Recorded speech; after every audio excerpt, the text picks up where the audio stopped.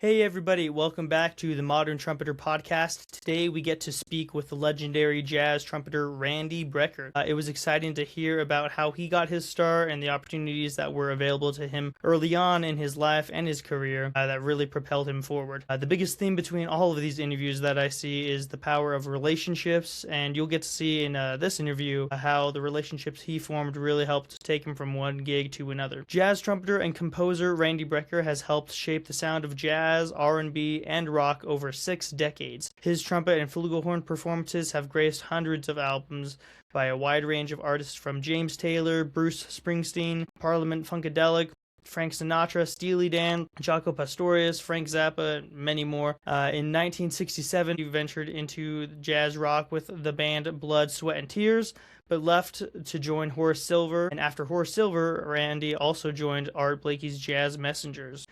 By 1975, Randy and Michael, his younger brother, were ready to front their own group called the Brecker Brothers. A band of immeasurable impact and influence, released 6 albums and garnered 7 Grammy nominations between 1975 and 1981. On their first record was Randy's tune that everybody knows called Some Skunk Funk. This interview and all the interviews that we have done on the podcast have been part of our research in writing our book called The Modern Trumpeter, A Guide to Building a Versatile and Successful Career, with insights and stories from dozens of professional trumpet players working in jazz, classical, and commercial settings. This book gives you the tools, mindset, and insider knowledge to turn your talent into a sustainable career. Insights, stories, and behind the scenes of the music industry are provided by the likes of Wayne Bergeron, Bobby Shue, Bria Skomberg, Bijan Watson, Marcus Printup, Glenn Marhevka, Amy McCabe, Dave Richards, Jay Webb, Jerry Hay, Brian McDonald, Kiku Collins, and many, many, many more. And the Modern Trumpeter book will be available for purchase late in 2026.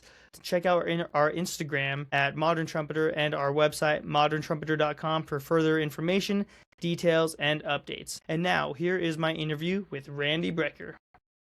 So, first off, so can you tell me a little bit about where you're from, how you first got into trumpet? Well, I'm from Philadelphia. My father was a semi-professional musician, songwriter, singer, and very good, by the way. He wrote a tune for me when I was 2 weeks old, forecasting that I'd play a horn, maybe a hot fife, and love music even more than my wife was in the tune. It wasn't really destiny. He just loved music. Music was around the house all the time, jam sessions. Great trumpet player, local guy named Bobby Mojica, who eventually had a career in Detroit. Great player, so I was exposed to a really good trumpet player, boy, as early as I can remember.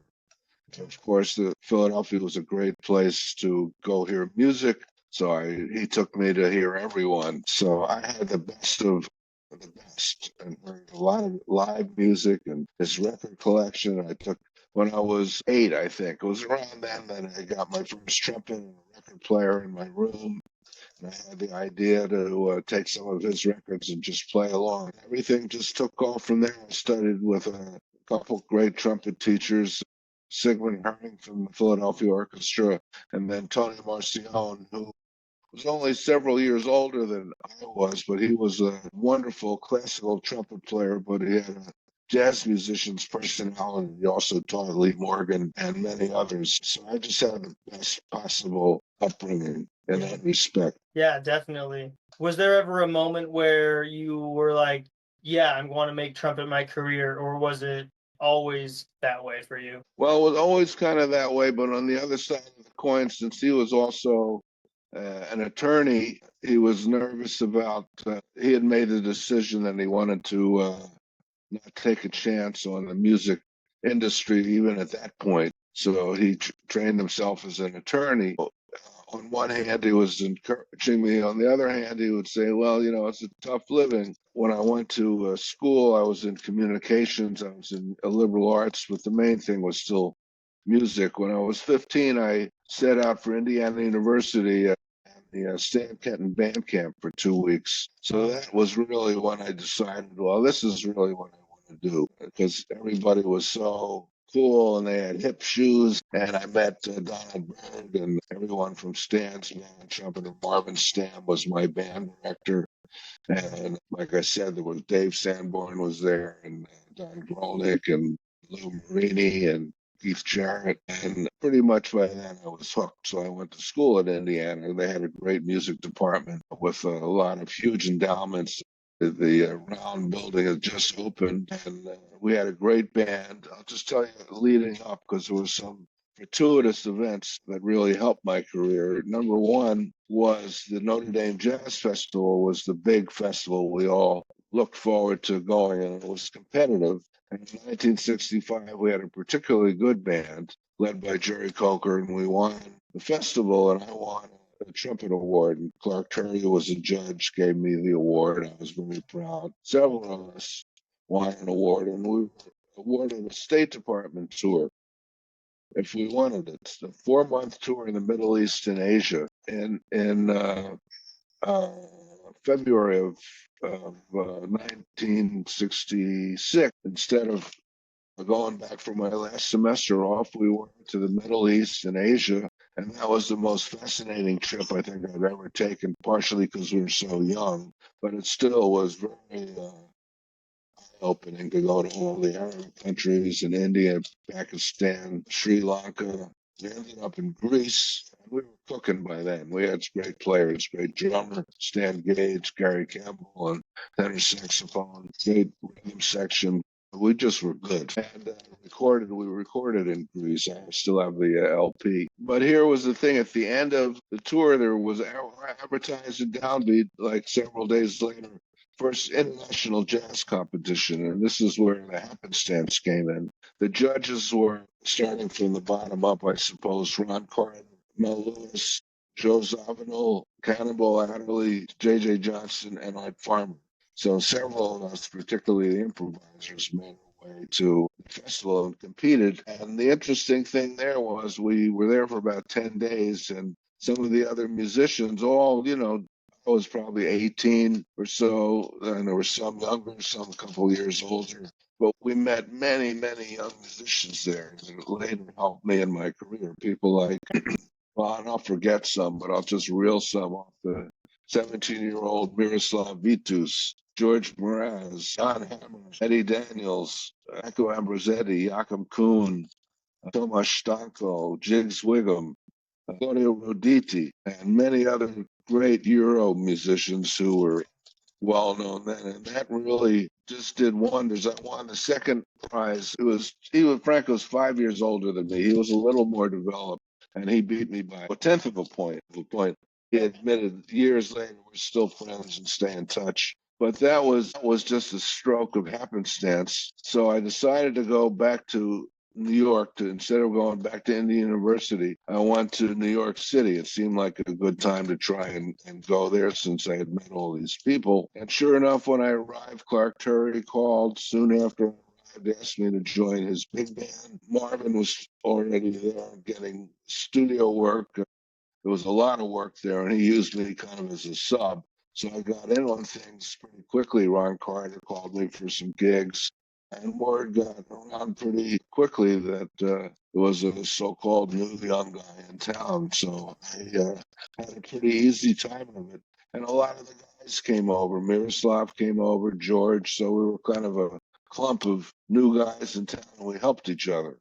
We went to a lot of jam sessions and quickly got into the scene, both the recording scene and the live music scene. And really, that's it in a nutshell. I was very lucky to run into that circumstance. Yeah. And sadly, they never had that international competition. It was put together by a wonderful pianist named Jim. He's from Vienna. It'll come to me. And they just never did it again for some reason. So I was really lucky to have taken part of that. It's kind of an unusual story. The first and only. Yeah. So, and I was pretty well trained by then. I was a good reader. I had played in R&B bands. In fact, the famous Booker T. Jones went to Indiana University. He wasn't in our band, but he was studying music composition and playing trombone in the second band. So we had a group for a couple of years at school. So I learned all the Stax tunes straight from the horse's mouth. That was just a little side thing, and we played around quite a bit the first year and a half he was there. Booker T and the MGs and Green Onions. So that was an interesting little sidelight to learn all that kind of Southern soul music straight from him. Yeah. By the time I got to New York, I also grew up with a lot of R&B and pop music in Philadelphia, the home of the Twist and Chubby Checker, and there was a lot going on there, similar to Motown, where it was a label Gamble and Huff called Cameo. They were set up like Motown, all jazz musicians too, I might add, smart guys that wanted to make a living in music besides just playing jazz gigs. So they had little compartments, they had composers and they would find local talent like Chubby Checker is one and other singers, and they had people to make up dances to the music, and American Bandstand was active. There was a lot of that style of music. Eventually Gamble and Huff, who grew out of that record label, formed their own label, mother, father, sister, brother, and had huge success. So I was in the best of many worlds. That's all I can say. Yeah, that sounds like it. And how can you pinpoint like any like one moment that like everything like just connected, or was it just constantly building the relationships and getting your name? Yeah, I guess it was, without me knowing it, I was building relationships and once again, I just had the word on the tip of my tongue. I was networking without knowing what it was. And I was, ambitious. I wanted to, especially when I moved to New York, I would go to jam sessions. I would ask everybody if I could sit in. I spent that summer in '66 in Europe, and I played quite a bit in Germany at a club called the Domicile. And a lot of American musicians were going through there, so I met a lot of other American musicians who got a lot of great experience playing with people like Don Menza and Benny Bailey and Rick Kiefer, a great trumpet player from Maynard's band who lived there. And just making the scene in Europe, I met many people. That was very also advantageous. But I think by the time I got to that band camp, I knew what I wanted to do. One other thing, this is a little off the wall too. When I was 19, my first year at Indiana University, I fell in love with a beautiful violinist, and she couldn't come back to school. She was from Seattle. And my parents said it was okay. I thought, look, maybe I'll go out there. It's a big town. I can meet some musicians. I'll take some college courses at the University of Washington, which turned out to be wonderful writing courses. And I did go out there, and that was also amazing as far as the summer. And it was once again a happenstance. There was a new club there called the Penthouse, Charlie Puzios, the Penthouse. And he had jam sessions during the weekend before the name act would go on. One week they had Horace Silver Quintet with a 19-year-old Woody Shaw. And Woody heard me play at the jam session that we preceded there. So I met all those guys, and Woody was very complimentary. And I told him I'm probably going to be coming to New York in September. So we started a relationship. The next group was Art Blakey and the Jazz Messengers. Imagine that, with Lee Morgan. I had really never met him. Yeah. So he invited me to sit in with the band. He heard me play. And I didn't remember this till I read some old letters to my mother. I jumped up. He motioned to me to come up during the night in Tunisia. But as soon as I started to play, Art Blakey went into a drum solo and started yelling at him and said, I told you, want anybody to sit in. Little did he know that I'd be playing in his band like, a year and a half later. Yeah. But that also helped. I met those guys. There was a young guitarist in town, very good. I would play with him all the time. His name was Larry Coriel. So I established a lot of great relationships there. And by the time I got to New York, Larry had already moved there. He was playing with Chico Hamilton. I didn't know he had moved. Out in Seattle, he had a crew cut, and then he had gone Carnaby Street. I went to see Chico, and I said, "Wait a minute, that's Larry with long hair."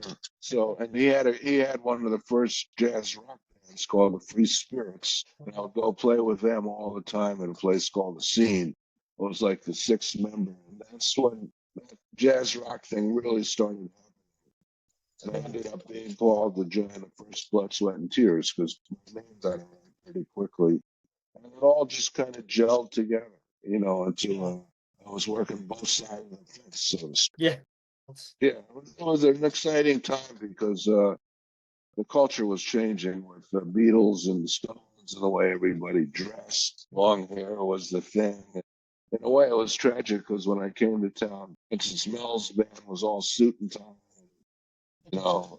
And then slowly but surely, they started growing their hair and wearing dashikis. I thought they looked better before, and they tried it. Yeah. But 1968, especially 1969, there was a lot of really experimentation going on. I was in the middle of it. Yeah. Wow. Did you ever like have a specific job or like gig that you were always going for or trying to make? It was just slow development. I think I was just happy to be working. I started doing the studio work. I was ambitious, but I hadn't thought, I wasn't career oriented. But something else did happen. I played in Duke Pearson's big band. He invited me. He was an A&R man at Solid State Records, which was a sister company to Blue Note. It was the same office. And he asked me to record. He asked me to do a solo record. My brother had just moved to town. He was 19 and a half. So I would have been about 22. And it was when I said, man, maybe I have to really start writing my own music and start thinking in that direction, which I did. I wrote half of the record, and Hal Galper, who I had been playing with a lot, he had been writing a lot.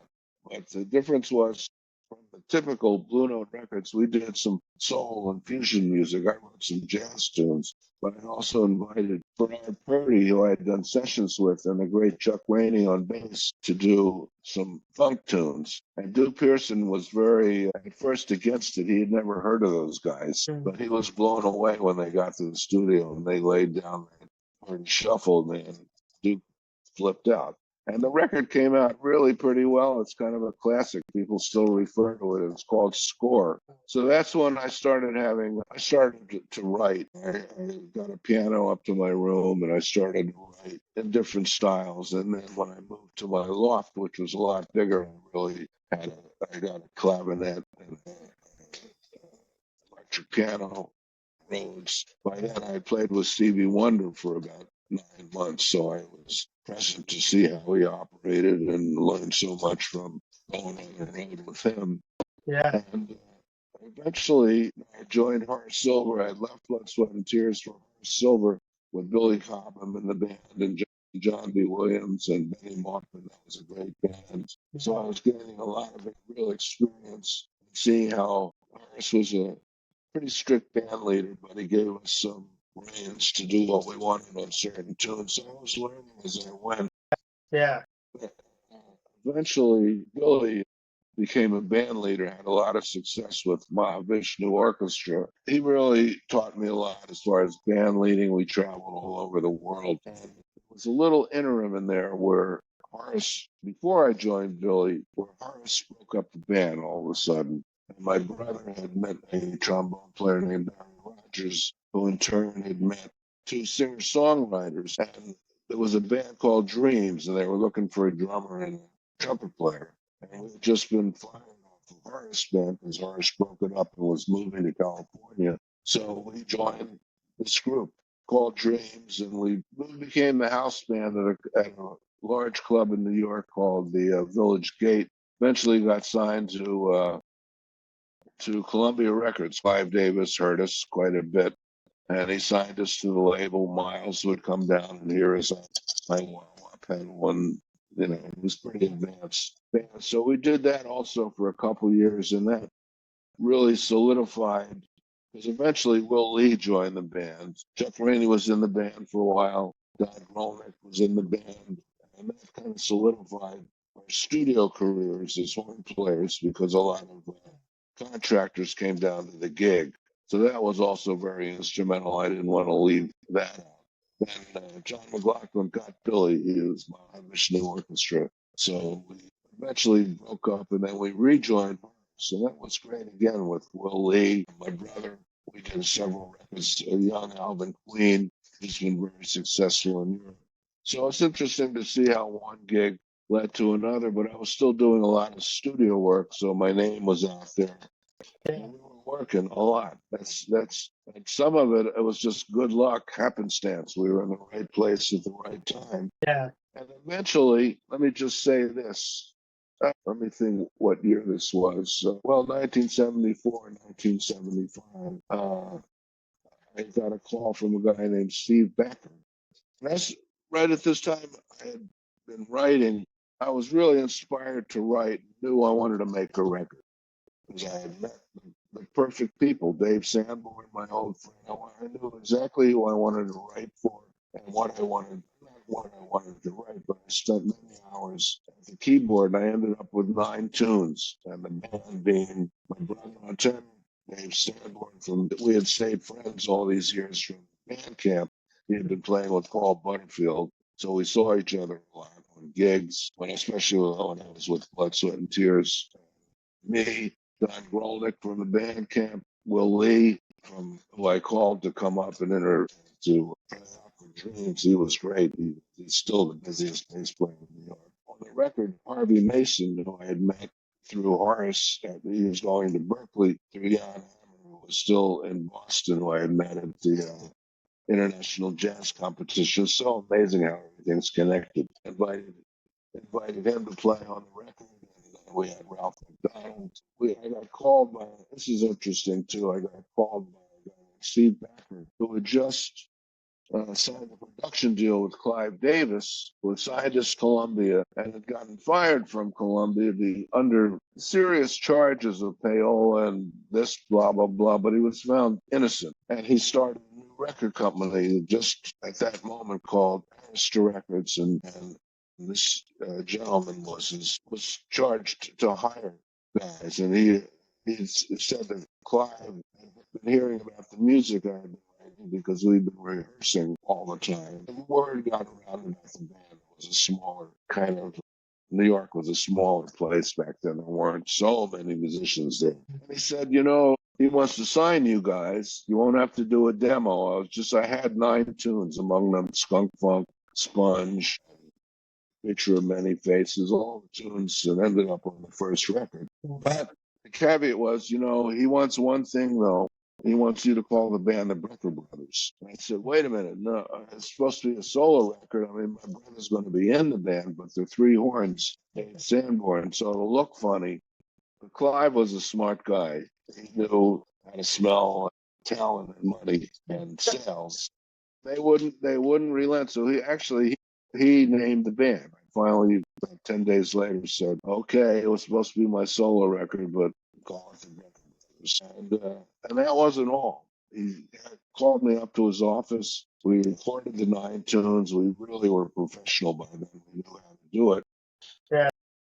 Built a record in that context from the bottom up, overdubbing, double tracking the horns, little studio tricks I learned from being the session player, especially on the Blood, Sweat, and Tears record. I learned a lot of how to do that. Steve and the A&R guy, Steve, was amazed because he was just used to using jazz musicians, coming to the studio and saying, what do you want to play? What are we going to play? But we had it down. We just did it. We knew the tunes. But Clive called me to his office and said, I love everything you wrote, but you need a single. And I went, oh, here we go. And basically, in a very diplomatic way, he said, and I can't release this record without a single. So I wasn't going to win the argument. I tried. I said, first of all, you're calling it the Brecker Brothers. It was supposed to be my solo record. I get all this stuff figured out ahead of time. I tried my best arguments, but he needed a single. So I trudged back to our rehearsal studio. A lot of the guys lived in the same building, so they were easy to find. The guys, we got to figure out a single. And the force was with us. And in those intervening years when we were playing together a lot, we were good at jamming up things. Yeah. So Rolnick had an idea about a horn line. He said, you guys are always doing this to horn lines. And it just kind of gelled. And within about 4 hours, we actually jammed up a tune. Will had thought of some lyrics, sneaking up behind you. He stuck that in and he wrote a little bridge and everybody contributed. Yeah. And we recorded it and took it into Clive on a little cassette. Luckily, the force once again was with us. He loved it. He said, okay, get in the studio tomorrow. I'll be there. And he actually came to the studio He recorded it. He had some ideas, some good ideas. He didn't. I knew by then he didn't. He had to incorporate his ideas. But he was really talented, being a lawyer and not being a musician. He gave us a couple suggestions, and we released that record, and it was a hit. It went up to number two on the R&B charts, or the urban, whatever they called it back then. And that's what helped sell the album. Got in the top 40 Billboard charts. Next thing I know, man, we're like, Brecker Brothers are well known. We started getting gigs, and the rest really is history. And we obviously did things after, but that's really what made us climb to being well-known musicians. The first record and then the ensuing records. Yeah. It was a combination of factors. I don't know if the luck could ever be repeated, but like I've said many times, there were two lessons. I was in the right place at the right time, but when the big time an opportunity knocked with Clive, I was lucky that I had all these tunes ready to go. Yeah. So that's the story in a nutshell. It's kind of fascinating whenever I tell it. Yeah. That's wow. Yeah, keep going. And then just, by then I was in New York and people asked me to join bands. We kept the Brecker Brothers band together for 6 albums. In 1982, we decided to take a break. Truthfully, my brother had ended up going into rehab. He had some substance abuse problems, which he kicked then. It became very important in the 12-step music. But we didn't play together again. We decided to take a break, and he was playing with Jocko, and he thought that wasn't a healthy atmosphere to be around, which it wasn't. Mm-hmm. So I got the gig with Jocko with Bob Mintzer, and that was great for me. Mike went on to play with Steps Ahead. We had a nightclub by then that we co-owned with a couple other people, and Steps grew out of that. And we could just put together bands, played with Cedar Wall, Slide Hampton a lot. He'd saunter up and say, "Hey, it's about time for the All-Stars." So I put a band together, and that was another fascinating 10 years where I got to play with whoever I wanted. Yeah. And we had everybody from Winton with Art Blakey and Sissy Houston with the young Whitney Houston to Yusef Lateef and really great jazz players. It was an open policy. Bill Evans was there quite a bit. So that kind of put our name on other people's lips. And we just continued doing that. In the 90s, we reformed the Brecker Brothers and did a couple more albums for GRP. I did solo records along the way and won some Grammys, as did Mike. And here we are today. I'm still going out and playing with different people. I have a lot of different bands in Europe I special guest with, and I have my own quintet. And also, we still put the Brecker Brothers band reunion together every now and then with guys from different periods of the band. My wife, Anna Ravati, is a wonderful saxophonist composer. So she's in the front line, and she fits perfectly. And people like George Whitty or Dave and Will Lee and Barry Finnerty, or sometimes even Mike Stern or James Genus and Holmes, guys that really played in the band. We do some of the old tunes people love it, and some newer stuff that I've done on my solo records. There are a couple of artist tunes. So that's always a work in progress. We played at Sony Hall. We're playing in about 3 weeks at Iridium. Oh, cool. So it's been a good life so far. Yeah. Sounds like it. What's when you were switching between different bands and groups over the years, what dictated the change? Was it money, lifestyle, a change of scenery? What was that change like? Well, it could have been a little of both, or once again was happenstance. For instance, I left Blood, Sweat, and Tears to join Horace Silver. We had done their first record and it was successful, but their second record, I got my friend Lou Soloff to take my place. He actually didn't want to do it. And I left because that reason for that was I didn't get to play enough. I played horn parts, but I didn't get to improvise enough, and it was a great opportunity to play with Horace, obviously, so I left to join it.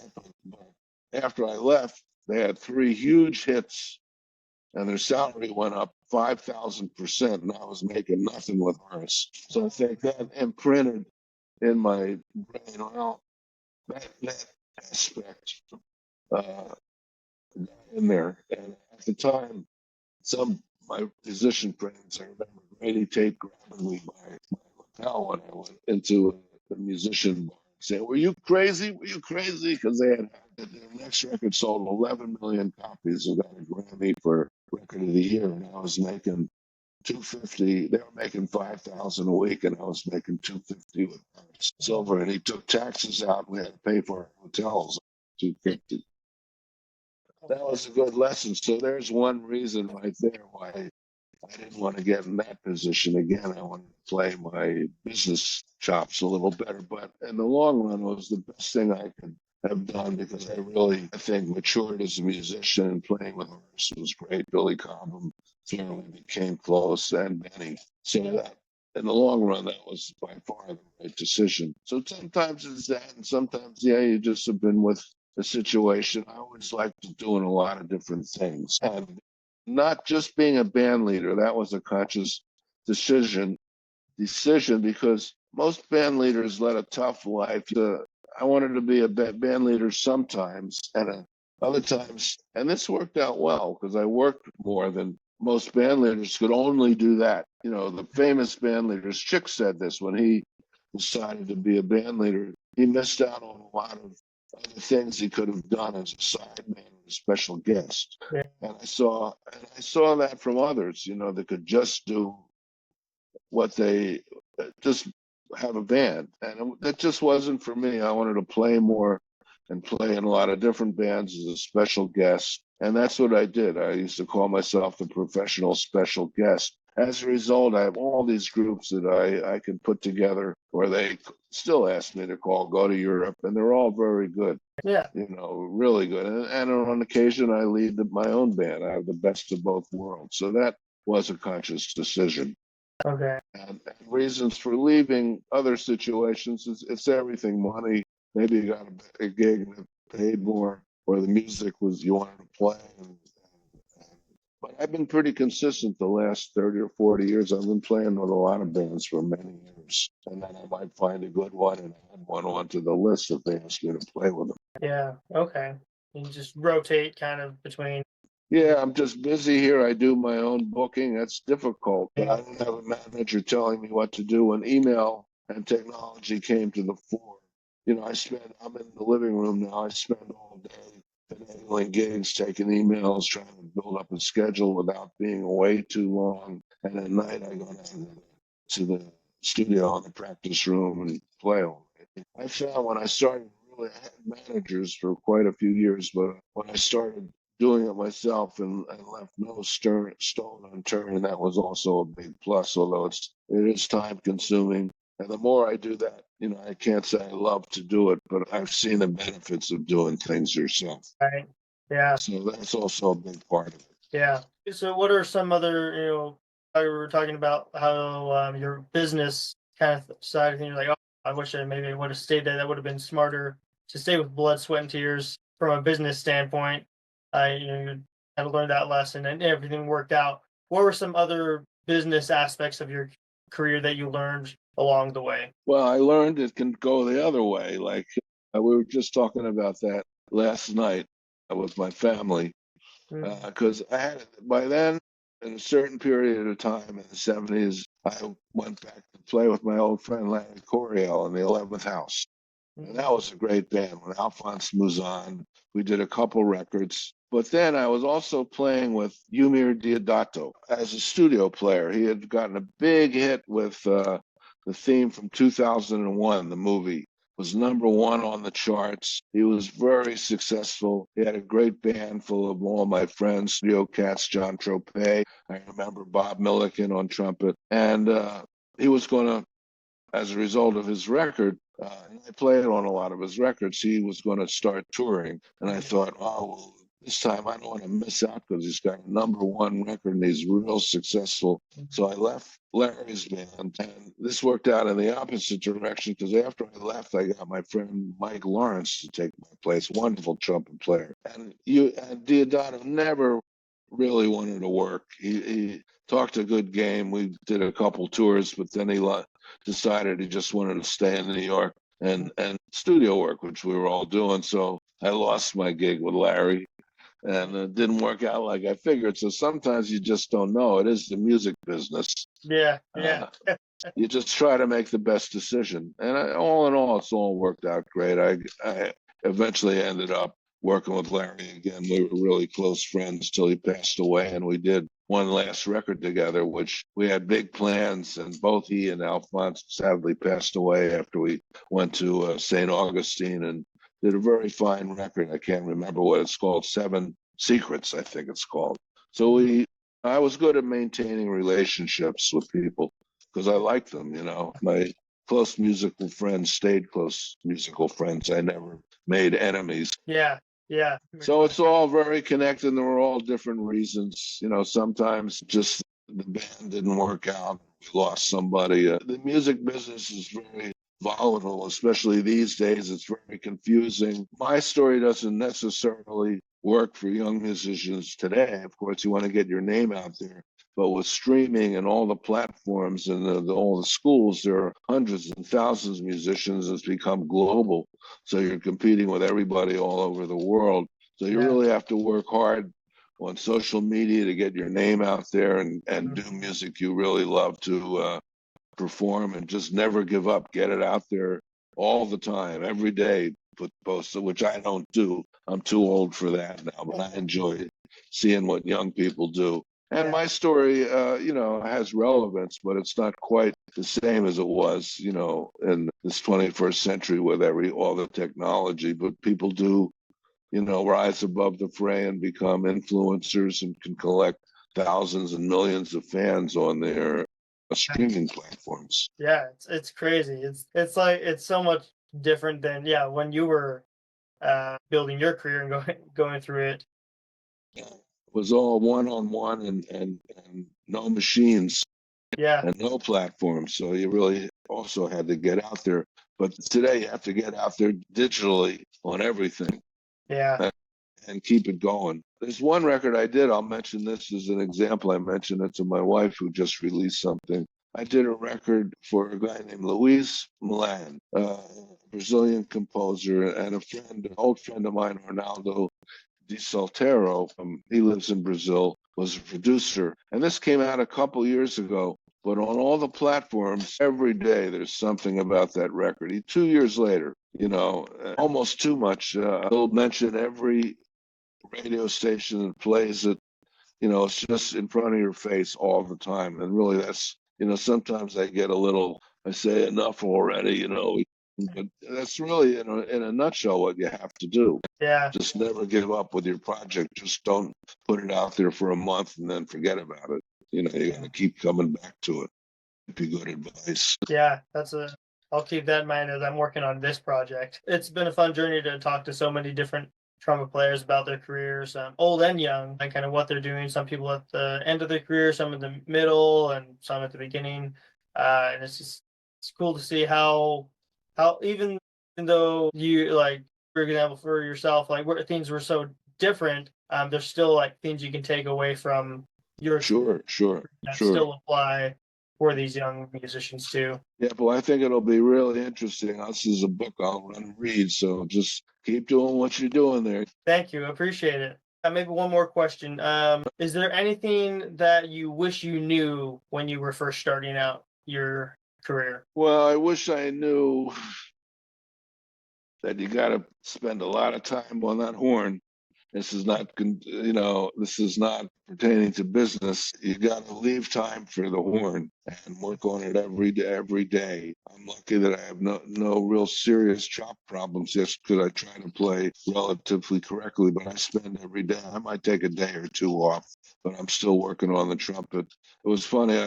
When I was 10, I remember thinking that, by the time I'm 20, I'll just be able to play, And when I was 20, I'd say, well, by the time I'm 30, I'll have it figured out. And that thought came to mind every 10 years until I got to be 70. And I said, well, I'm just trying to make it to 80. I think if I haven't had it figured out now, I'll just keep trying, but it's a lot of, you have to love your instrument too. I still, as much as sometimes I want to throw it out the window, I still love trumpet players and just the sound of the trumpet. It's number one for me.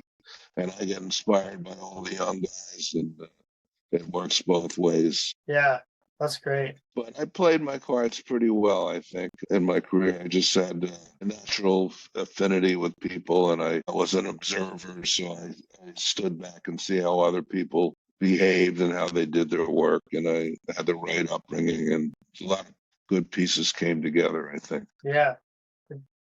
I would agree. That's cool to hear so much about it. Thank you again for taking some time to. Okay, Jen. Well, good luck with this. I look forward to seeing it. Nice to see you again. Thank you. Yeah, you too. We'll talk soon. Okay. Bye-bye.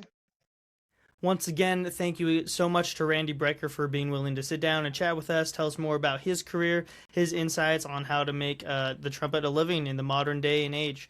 Again, if you want more insights and information when the book comes out later this year in 2026, be sure to follow us on Instagram, again at Modern Trumpeter, and visit our website, moderntrumpeter.com, for more information. Thank you so much for listening, and we'll see you next time on The Modern Trumpeter.